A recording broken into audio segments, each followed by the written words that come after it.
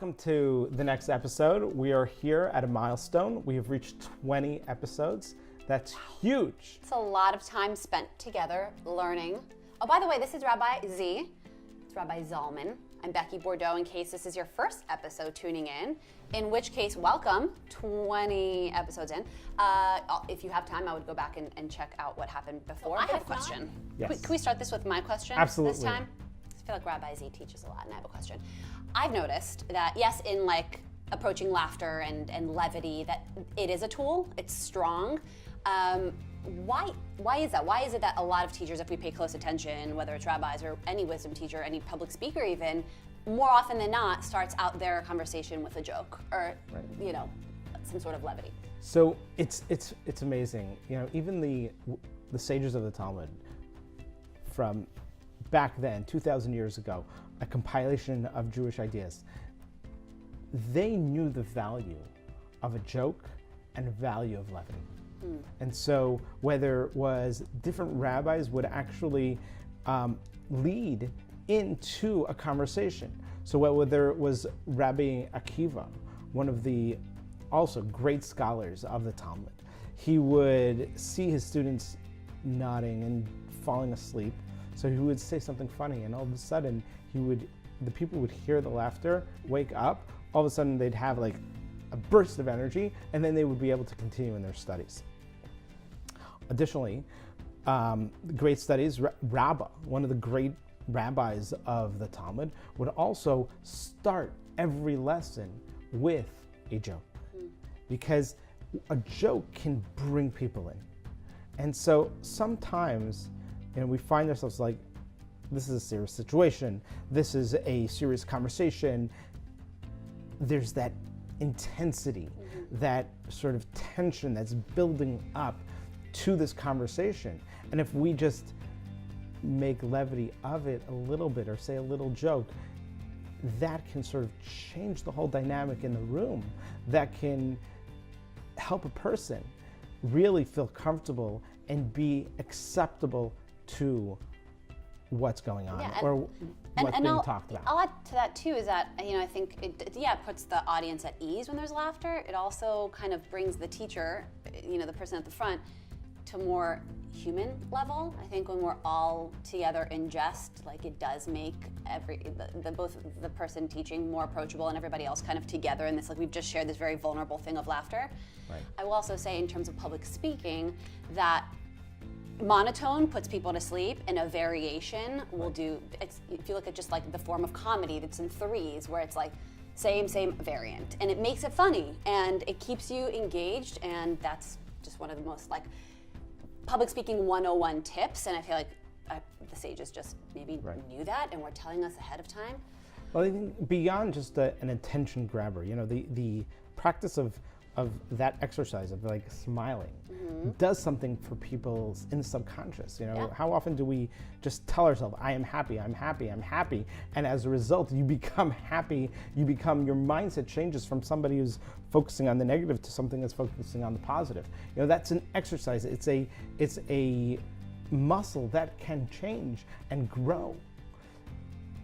You sent me a video. I was just going to bring that video up. Yes, because it's contagious. It's contagious. But did you know that video was a Coca-Cola ad? Oh, no way. Yes. Coca-Cola got me. They got me. And it had, I found the video on YouTube, the same video. So brilliant. Had 2.8 million views. I'll send it to you. Just text me after that. We'll put a link in the show notes, okay.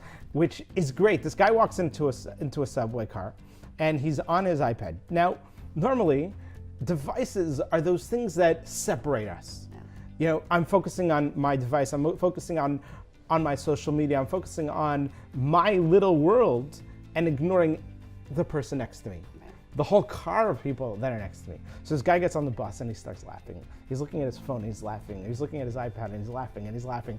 And all of a sudden people are like, you should see that. It's amazing to see the people's expressions as he's laughing. Yeah. And all of a sudden, over 10 seconds, a minute maybe, the whole car is bursting laughter because this guy is on an iPad and maybe there's nothing on that thing and he's not even watching anything, or he's not looking at anything, or he's not seeing anything. It could be blank, but he's laughing and that becomes contagious. But it wouldn't have worked if it was fake laughter. Like, that's the thing about actually laughing, is that it is so vulnerable, it's so connected, it's so real, and it made everybody else laugh. And I dare you to try to watch that and not laugh/smile, because I smiled the entire time. No, it was great. And sent it to a lot of people. They got me. That's how things go viral. Yeah, so maybe we should just do a laughing fit. Let's just laugh for the rest of this episode. But I think that there's the rabbis knew that laughter was a powerful tool. And even science today, whether there's Stanford studies or, better leaders actually can use laughter to become better leaders, to lead better. So I think that humor is this underappreciated tool when we talk about leadership style and leadership tools. So maybe it's how to delegate, maybe we look at how to articulate oneself, how to be a public speaker, how to inspire people, how to sort of get people motivated to follow your dream and wisdom. But laughter can really bring people and inspire people to feel connected. And that's what a leader needs to do. He needs to connect to his audience or his community. That's really special it's a very subtle nuance, but often we're in our head, and I think laughter brings you more into the heart, more into the body, and it does engage you in that kind of holistic way. Abraham Lincoln was famous for using laughter and jokes, even during all the challenges that he had. If we look at his history, we look at how many times he ran for Congress or ran for public office or all his businesses that failed. But if we look back at who are the most successful, iconic presidents of our history, we see of the United States, we can see that probably President Lincoln was one of the most impactful of top 10 at least, or top 5 of U.S. presidents. And I would like to think that his sense of humor is what allowed him to persevere during those tough times, because if you take everything so seriously, now you're going to be in this really low, heavy energy. How much forward movement can you have? Right. And I think that also, again, brings it into the body and keeps things light. And having that ability to make light of the challenges and make jokes of it, that can help someone move beyond it and not get stuck in being defeated. But then, where is the balance? Because then I have friends that are constantly making jokes of all the things. I'm like, can we just be serious now? I want to take you seriously as well. Can we have an honest conversation?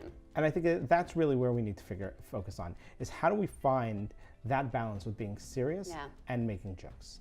And I think that by making jokes or using humor, if it's used in the right way, within the right context, then it's positive. So if it's used to bring people together, then it's important. But also, humor is not fail-proof. We should use the type of humor that uplifts people, brings people out of themselves. But when people use harmful humor, when they put other people down, where they make fun of someone who's less than them, or someone that has a challenge or is not able to get their job done, that is not humor. That's not something that brings may bring people to laugh, but unfortunate. At somebody else's expense. It's at somebody else's expense, and so there's actually a saying in and I'll just say the English version is that you've gained more than you've lost more than you've gained. By in the moment you feel good, you've laughed, but that person feels terrible, and then you feel terrible by making that person feel terrible.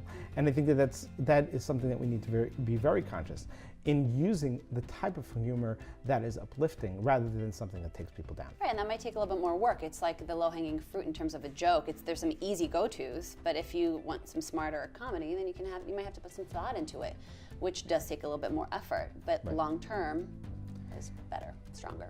I think that this tool of laughter and this tool of levity, especially for entrepreneurs, is really relevant, because when you're trying to start a business and you're working hard and you're just everybody's putting everything in it, if you as a leader are there to motivate people, to give a little bit more, to put in a little bit more effort, to see that vision of what you are trying to achieve, making it fun is critical. It can't all be that serious. you know, even when a person has to share some bad news, a challenge, you know, failure. Oh, we're developing this app and there's a problem with the programming and we have to scrap weeks of work in order to start over. When you're making that announcement, you could even use some self-deprecating humor. My kids, you know, or, you know, coffee spilled on my keyboard and I pressed the delete button by accident and now we have to start over. In all seriousness, we all, you know, are human and we make mistakes, and so we have to refix this. How you frame it and using that humor, that blaming it on yourself. Don't, instead of blaming it on others or pointing out someone publicly and saying, oh, this person screwed up or this team messed it up and therefore we have to restart over again. As a leader, we can put a little of the blame on ourselves in jest so that we can bring the team together in order to be successful. I think that's great. I mean, to quote, you know, a sage of ours, Sage Poppins, Mary Poppins, spoonful of sugar makes the medicine go down. I think that's kind of the same idea, in that, yeah, it's a kid's movie, and I tend to love that, but that is the way to make something that's a little bit harsher digestible, is with a little bit of that sugar. And everyone's got their brand of sugar, like brown sugar, whatever it is that's yours, is to find what's authentic. Because I think, you know, we can tell, we can point out artifice. You feel it when it's a joke, but it's to mask something as opposed to when it's really authentic. And again, these things take time. These are tools that were not meant to just be learned and immediately integrated. It takes a little bit of practice, right. And it's a little robotic at first. And you're like, did that work? That didn't really work. But practice makes permanent. Oh, I like practice that. makes permanent. So not practice perfect, it well. But permanent. Right. I love that. I think laughter is a powerful tool, and we'd love for you to make us laugh and help us bring laughter into our episodes. So please tag a joke, a leader, someone who has shared a joke with you. Maybe there's a clip, maybe there's a meme, something funny. Tag it in, bring it into the conversation. We'll laugh with you and we'll joy together. I love that. Submit videos of your favorite stand-up moments. Absolutely. Immediately. Okay, thanks guys for joining us. Episode 20. Hope you laughed a little bit and found some value. Feel free to tune in next week with another bit of work-life balance wisdom. Thank you so much. Bye guys. Be well.